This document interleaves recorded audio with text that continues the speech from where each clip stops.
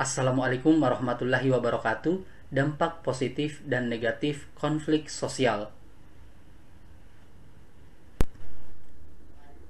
Secara umum, pengertian konflik sosial adalah sebagai suatu proses sosial antara dua pihak atau lebih di saat pihak yang satu berusaha menyingkirkan pihak lain dengan menghancurkan atau membuatnya tidak berdaya. Latar belakang sampai terjadinya konflik ialah di saat terjadi perbedaan yang sulit untuk ditemukan persamaannya, sulit didamaikan, dan sulit diselesaikan, baik itu perbedaan kepandaian, ciri fisik, pengetahuan, keyakinan, dan adat istiadat. Dampak konflik sudah barang tentu yang ada dalam pola pikir masyarakat kita telah tertanam kuat bahwa konflik melahirkan dampak negatif yang berupa kerusakan, keresahan, dan kesengsaraan. Padahal, pemikiran tersebut tidak selamanya benar. Ada beberapa konflik yang justru melahirkan dampak positif. Konflik sosial berfungsi sebagai faktor positif yang berdampak membangun atau konstruktif, dan faktor negatif yang merusak atau destruktif untuk kedamaian. Apa saja dampak positif dari konflik sosial? Meskipun konflik bisa menimbulkan berbagai dampak negatif, namun nyatanya konflik juga mampu memberikan dampak yang positif. Di antaranya, yang pertama, menguatnya solidaritas kelompok. Ketika sebuah konflik terjadi, masing-masing kelompok akan berusaha memperkuat solidaritas dari masing-masing anggota kelompoknya. Selain itu, ketika persaingan dilakukan dengan benar dan jika kejujuran diutamakan, maka akan ada keselarasan dalam kelompok sehingga tercipta kekompakan. Yang kedua, memperkuat identitas pihak yang berkonflik. Yang ketiga, dapat berfungsi sebagai sarana untuk mencapai keseimbangan antara kekuatan-kekuatan dalam masyarakat. Yang keempat, memunculkan sebuah kompromi baru apabila pihak yang berkonflik dalam kekuatan yang seimbang. Yang kelima adalah membentuk kepribadian. Konflik sosial yang dilakukan dengan persaingan yang baik akan menumbuhkan sifat jujur dari kelompok-kelompok yang bersaing. Kejujuran itu akan menumbuhkan jiwa sosial dalam diri seseorang. Yang keenam, memperjelas aspek-aspek kehidupan yang belum jelas atau belum tuntas untuk ditelaah.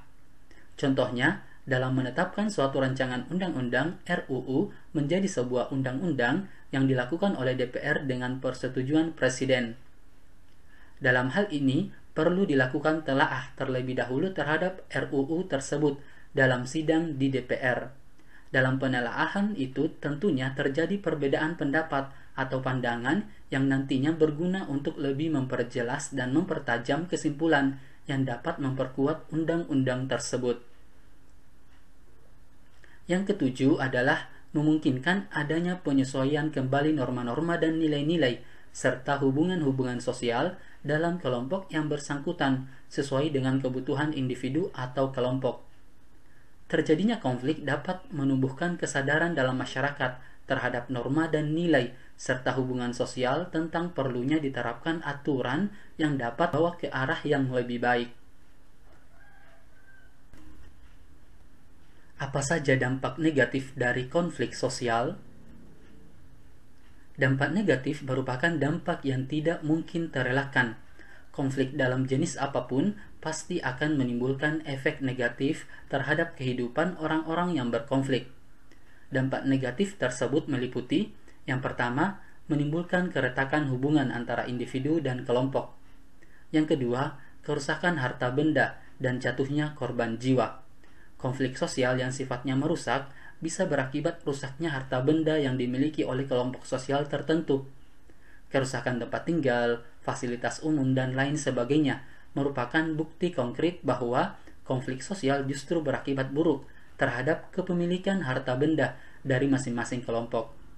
Selain itu, kekerasan yang sering terjadi saat konflik sosial juga menimbulkan adanya korban jiwa, entah korban luka dari masing-masing kelompok atau bahkan korban meninggal dari salah satu atau masing-masing kelompok. Sayangnya, justru hilangnya nyawa dari salah satu kelompok biasanya dijadikan alasan untuk melakukan penyerangan yang lebih brutal hingga menimbulkan konflik yang lebih besar dan kerugian yang lebih besar pula. Yang ketiga, keretakan hubungan antar kelompok. Sebuah konflik antar kelompok mau tidak mau meskipun telah berdamai, pasti tetap meninggalkan kebencian pada beberapa individu dalam kelompok tertentu. Tentunya, keretakan hubungan antara kelompok yang berkonflik merupakan suatu hal yang tidak bisa dielakkan dan bisa menjadi penyebab terjadinya tindakan penyalahgunaan kewenangan. Yang keempat, perubahan kepribadian pada individu.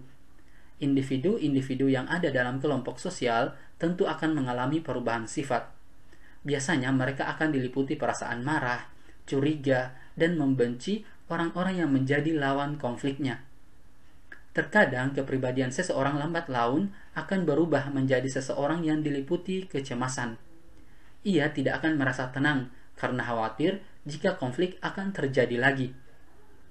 Ia diliputi rasa curiga jika kelompok yang dulunya berkonflik dengan mereka kembali menyulut permasalahan.